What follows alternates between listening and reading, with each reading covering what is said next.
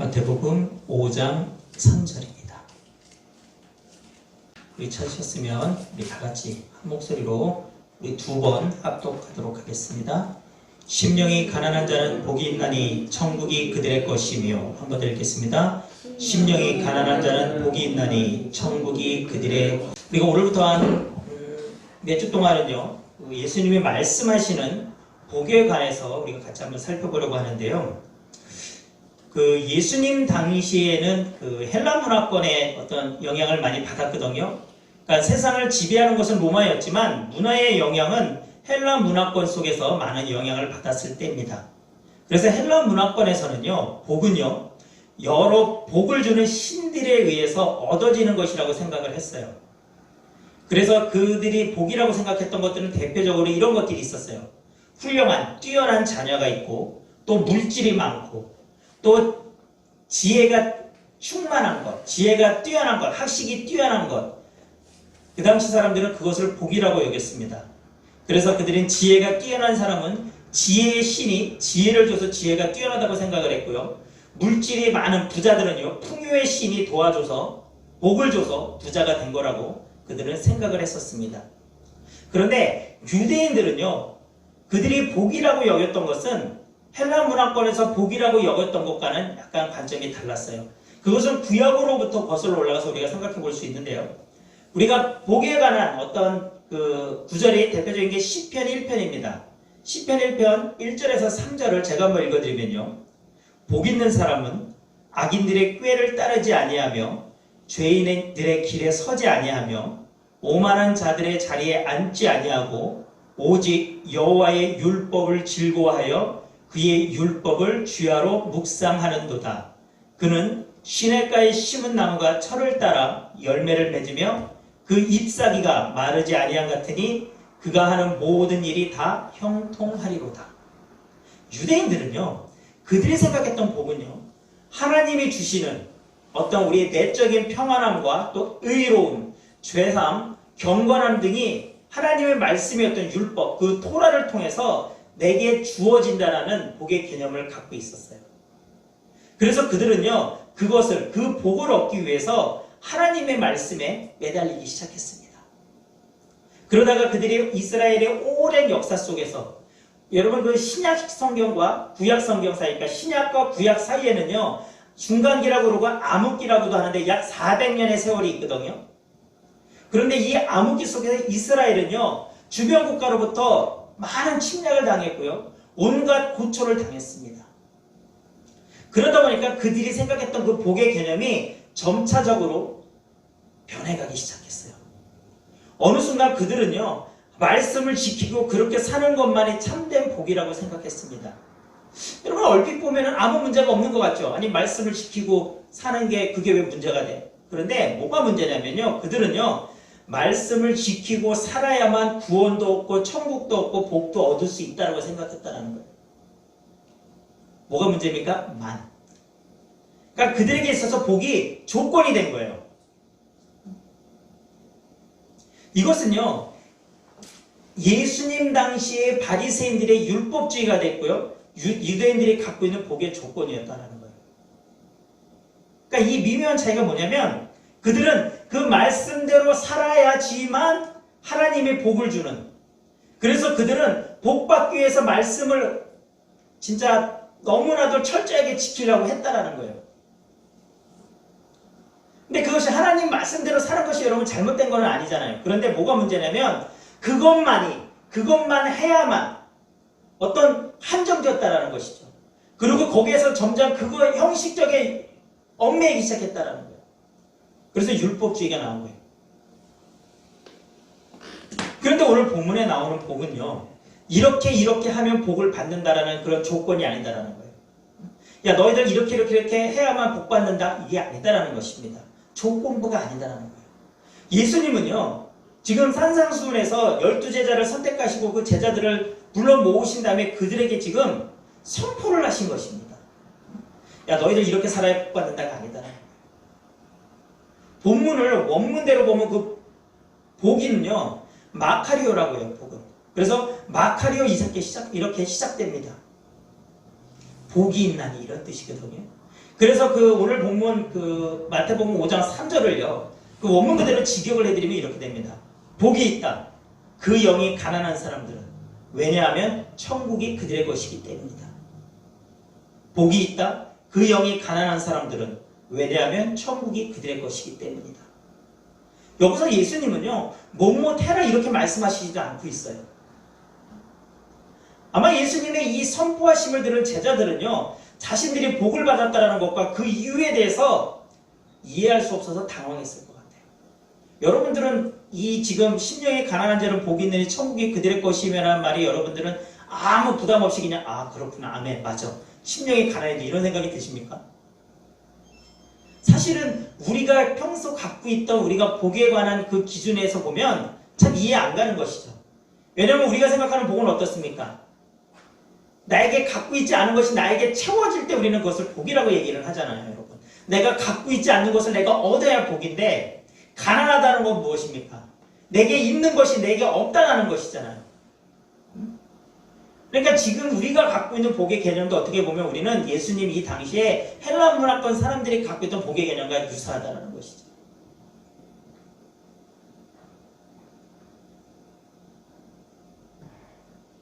그런데 예수님은요. 지금 오늘 본문의 말씀이 이 산상수훈에서요. 제자들에게 너희 존재 자체가 복이라고 말씀하고 계십니다. 이것은요. 복을 받기 위한 방법을 알려주시는 것이 아니라 예수님을 믿고 그분의 제자가 된 그들이 그 존재 자체가 복이라고 선언하신 것입니다. 여러분 예수님의 이 선언은요. 오늘 이 시간 저와 여러분들에게 동일하게 적용되는 선언입니다. 예수님은요. 오늘 저희들에게도 말씀하고 계신 거예요. 너희들이 복이라는 것입니다. 너희들 존재 자체가 복이라는 것입니다. 이것은요. 창세기 12장에 나오는 하나님이 아브라함에게 선포하신 것과 동일한 선언이에요. 하나님은요. 아브라함에게 복의 근원임을 선포하셨습니다. 창세기 12장 2절과 3절 제가 한번 읽어드릴게요. 내가 너로 큰 민족을 이루고 내게 복을 주어 내 이름을 창대하게 하리니 너는 복이 될지라. 너를 축복하는 자에게는 내가 복을 내리고 너를 저주하는 자는 내가 저주하리니 땅의 모든 족속이 너로 말미암아 복을 얻을 것이라 하신지라. 여러분 이것은요. 아브라함으로부터 말미암는 영적인 축복을 얘기해요. 이 복은요. 단순히 아브라함 개인에게 국한된 복이 아니었습니다. 왜냐면요. 그의 혈통에서 약속된 여자의 후손인 메시아가 태어날 것을 의미하는 것입니다. 그래서 아브라함의 후손이었던 예수 그리스도를 말미암아 영생과 구원을 누구든지 그 예수 그리스도를 믿기만 하면 얻을 수 있으니까 메시아의 어떤 조상이 되는 아브라함이 복의 근원이 되는 것입니다. 여러분 그 복도 우리가 생각했던 어떤 세상적인 가치가 있는 복이 아니었다는 것입니다. 하나님은 아브라함에게 이미 그 복을 선포하신 것이었어요. 너로 말미암아 너의 혈통에서 나오는 메시아 예수 그리스도로 말미암아 모든 인류가 복을 받을 것이다. 복 그 자체가 될 것이라고 말씀하고 계신 것입니다. 그렇다면 심령이 가난하다는 것이 어떤 의미일까요? 심령이 가난해야 우리가 복 받은 사람이라는 거잖아요. 복을 받았다. 그 이유가 뭐예요? 그 영이 가난한 사람들이기 때문에. 그 영이 가난한 사람이 복이 받았다고 하는데 그렇다면 심령이 가난한 것이 무엇이냐는 것입니다. 마틴 로이드 존스 목사님의 그 산상순에 보면요. 목사님이 이런 말씀을 하세요.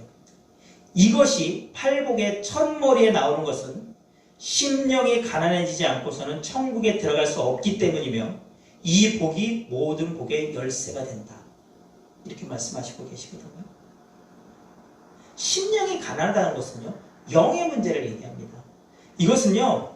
속을 비우는 것을 의미하면서요. 나머지 복을 가득 채우는 것을 말하는 것입니다. 우리가 먼저 비워지지 않으면 채울 수가 없잖아요.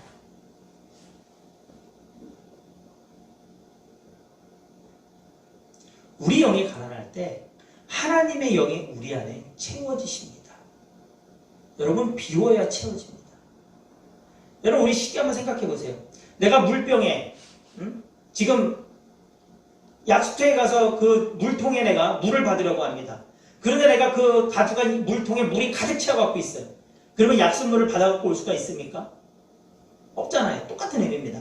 다 버려져야 내가 버린 만큼 그곳에 새로운 것을 채울 수가 있다는 것입니다. 여러분 지금 피움을 얘기하는 것입니다. 그래서 오늘 본문이 반드시 그 뒤에 이어지는 7가지 복에 앞서서 나와야 되는 이유가 우리의 심령이 가난해지지 않으면 천국에 들어갈 수 없기 때문이라는 거예요. 팔복에는 그래서 뚜렷한 순서가 있습니다. 예수님이 팔복의 순서를 아무렇게나 정해놓지 않으셨어요.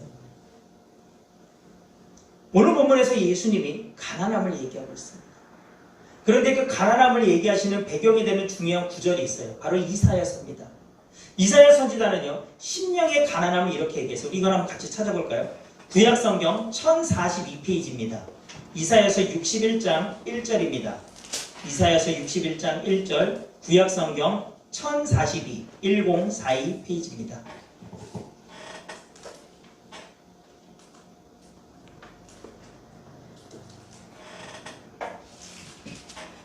구약성경 1042페이지 이사야서 61장 1절입니다.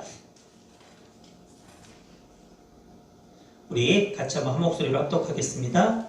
주 여호와의 영이 내게 내리셨으니 이는 여호와께서 내게 기름을 부으사 가난한 자에게 아름다운 소식을 전하게 하려 하심이라. 나를 보내사 마음이 상한 자를 고치며 포로된 자에게 자유를, 갇힌 자에게 노임을 선포하며. 우리 몇 장 뒤로 넘겨봐서 66장도 한번 같이 가볼까요? 66장 2절입니다.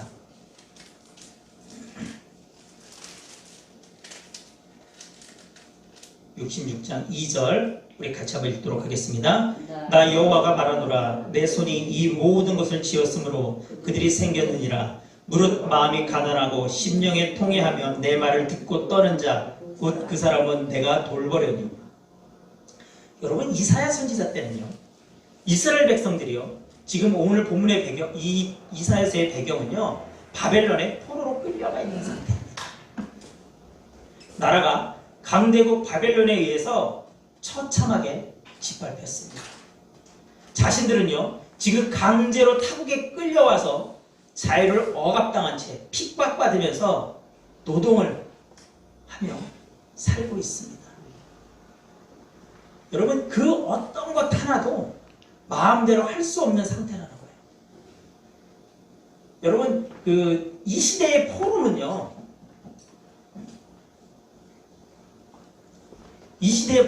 여러분, 재산이었어요, 재산. 인간으로서 여러분, 그 정당한 그 대우를 받을 수 있는 그런 게 아니었습니다, 여러분. 우리나라, 세계대전인가요? 옛날에도 그런 게 나오잖아요. 포로들이 옛날에는 정말 인간 취급 못 받다가 그 전쟁 영화 같은 데 보면 제네바 조약, 제네바 협정 이러면서 포로들에게 어떤 정당한 대우를 해주는 그런 게 나오잖아요. 여러분, 그게 불과 얼마 안 됐을 때라는 거죠. 그러니까 여러분, 이 당시에는요, 정말 인간 취급도 못 받았을 때예요. 완전한 자유를 억압당했을 때입니다. 그런데다가 그런 이스라엘 백성들이 귀에게 들리는 소문을 보니까 자신들의 영적인 보루였고 자신들이 최후의 마음의 보루였던 성전 또한 회파당했다는 소문이 들려옵니다. 여러분, 그들의 마음의 상태가 어땠을까요? 깊은 절망에 빠져있지 않았겠습니까? 아무것도 할 수 없는, 돌아갈 기약도 없고 그냥 죽을 때까지 여기서 이렇게 살아야 되는, 내 스스로 아무것도 할 수 없는 그런 처절한 상태에 있다는 것입니다. 지금 이사야 선지자는요, 이런 이스라엘 백성들의 마음의 상태를 마음이 가난하다고 표현하고 있는 것입니다. 그리고 그런 그들에게 하나님은요, 이렇게 말씀하셨다는 거예요. 마음이 가난한 사람들이 그 마음에서부터 통회하고 회개하고 하나님의 말씀을 듣고 떠는 자, 그 말씀 앞에서 엎드린 자들에게는 하나님이 돌보신다는 것입니다. 그런 절망 가운데서 내 스스로 아무것도 할 수 없다는, 거기서 멈춰지는 것이 아니라 그 가운데서 하나님을 바라보는 자, 하나님 앞에 통회하고 회개하는 자, 하나님의 그 말씀 앞에 떨고 하나님의 그 위엄 앞에 무릎 꿇은 자들에게는 하나님의 돌보심이 있다는 것입니다. 지금 이 이사야서의 이스라엘 백성들의 처지는요, 예수님 당시의 유대인들의 처지와 많이 비슷했죠. 그 당시에는 로마가 전 세계를 지배하던 때 아닙니까? 이스라엘 또한 로마의 지배 아래 있었습니다. 그래서 그들은요, 그 억압 속에서 구약에부터 예언되어 있던 메시아를 그들은 기다리고 있었던 때 아닙니까? 그래서 예수님은 오늘 말씀을 하고 계신 것입니다. 너희들이 너희들 스스로 다 아무것도 할 수 없음을 깨닫고 하나님 앞에 무릎 꿇고 하나님 말씀 앞에 돌아설 때 하나님이 회복시켜 주신다는 것을, 너희들의 그 가난한 그 마음 속에 천국이 임한다는 것입니다. 하나님의 영이 임한다는 것입니다. 그래서 여러분, 심령이 가난하다는 것은요, 우리가 소심하거나 자신 없어 하거나 용기가 부족하거나 교제를 싫어하며 수줍어하는 것, 그런 것을 의미하는 것이 아니에요. 우리의 성격적인 것을 얘기하는 것이 아닙니다. 어떤 사람은요, 저는 아무것도 아닌 존재입니다. 매우 하찮은 사람입니다. 저는 중요하지 않은 사람입니다. 저는 이 교회의 큰 사람이 아닙니다. 라고 말했다고 한다면, 그는 자신이 심령이 가난한 사람을 보여준다고 했다고 한다면, 그것은 그 가난한 심령을 자랑스럽게 여기는 마음이 될 수 있다는 것입니다. 그건 일종의 교만이라고 볼 수 있어요. 그렇다고 해서 그 심령이 가난하다는 것이요, 우리 인간들이 각자 갖고 있는 그 개성을 억압하는 것도 아닙니다. 여러분, 베드로를 한번 보세요. 베드로는 어떤 사람이었습니까? 그런 성격이 굉장히 불같은 사람이었죠. 자기 주장이 강한 사람이었습니다. 자신만만하고 자신을 믿는 사람이었죠. 그래서 예수님이 자신이 십자가에 못 박히실 것을 얘기했을 때 베드로가 뭐라고 얘기합니까? 예수님, 다른 사람들은 다 주를 버릴지라도 나는 주를 버리지 않겠다라고 베드로가 자신 있게 얘기하지 않습니까? 그런데 어떻게 했습니까? 우리가 잘 아는데. 그가 예수님을 3번 부인하잖아요.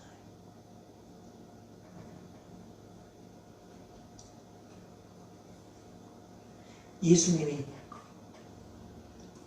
누가복음 5장 8절에 베드로에게 이렇게 말씀하십니다. 베드로가 예수의 무릎 아래 엎드려 이르되 주여 나를 떠나소서 나는 죄인이로소이다. 여러분, 개성이 확실하고 굉장히 불같은 성격을 갖고 있던 베드로였지만 주님 앞에서 그는 마음이 가난한 자였다는 것입니다. 무릎 꿇었다는 것입니다. 나는 죄인입니다. 나를 불쌍히 여겨주셔서. 여러분, 이런 심령이 가난한 자가 또 어디 나옵니까? 성전에서 기도하는 장면에서 나오죠. 여러분, 바리새인들, 서기관들, 그런 지도층들의 기도를 예수님이 뭐라고 했어요? 그들은 하늘을 우러러 하나님 앞에 나는 이렇게 했고 나는 이렇게 했고 이렇게 했습니다라고 자신의 잘했다는 것을 드러냈습니다. 하지만 세리는 어떻게 합니까? 나를 불쌍히 여겨주소서, 나를 긍휼히 여겨주소서, 나는 죄인이라고 엎드리지 않습니까? 여러분, 이것이 하나님 앞에 우리의 심령이 가난한 것입니다. 예수님은요, 우리에게요, 이 땅의 삶 속에서 심령의 가난함을 보여주셨어요. 예수님은요, 사람으로 이 땅에 오셨습니다. 죄인인 육신의 모양을 그대로 이 땅에 오셨어요. 예수님은요, 하나님과 동등된 위를 가지신 삼위일체 하나님 중 한 분이셨습니다. 하지만 예수님이 이 땅에 계셨을 때 자신의 어떤 그런 신성의 권위를 사용하셨을까요? 사용하지 않으셨습니다. 그분은 하나님이셨지만 나 스스로는 아무것도 할 수 없다라고 말씀하셨습니다. 요한복음 14장 10절에 보면요, 내가 아버지 안에 거하고 아버지는 내 안에 계시는 것을 내가 믿지 않느냐. 내가 너에게 이르는 말은 스스로 하는 것이 아니라 아버지께서 내 안에 계셔서 그의 일을 하시는 것이다. 여러분, 이 구절의 의미가 뭡니까? 예수님은 나는 스스로 아무것도 할 수 없고 아버지께 절대적으로 의존한다는 얘기 아닙니까? 예수님은 우리에게 심령의 가난한 모습이 어떠한 것인지 지금 보여주고 계신 것입니다. 심령이 가난하다는 것은 자만함이 없으며 자기와 자기 의존이 완전히 없음을 의미합니다. 이것은 우리가 하나님 앞에서요, 아무것도 아닌 존재라는 것을 의미하는 것입니다. 내가 잘난 것 같고 부자인 것 같고 내가 명예가 드높고 내가 지혜가 뛰어날지라도 하나님 앞에서는 우리는 아무것도 내세울 수 없는 존재라는 것을 인정하는 것. 그것이 여러분 심령이 가난한 것입니다. 우리가 하나님을 마주할 때 느끼는 그 처절하면 무능함. 그것이 여러분 그것을 인식하는 것이 심령이 가난한 겁니다. 우리가 아무것도 아니라는 마음으로 철저히 하나님을 바라보며 하나님의 은혜와 자비를 철저하게 의지하는 것이 심령이 가난한 것이라고 성경은 말합니다. 하나님을 바라보며 말씀 읽고 기도를 통해 하나님의 마음을 알려고 하고 여러분 우리의 삶이 늘 하나님 앞에 서 있는 삶이라는 코람되어 주님 앞에 있는 삶이라는 것을 날마다 의식하며 예수 그리스도를 바라보는 것. 그것이 심령이 가난한 자의 삶입니다.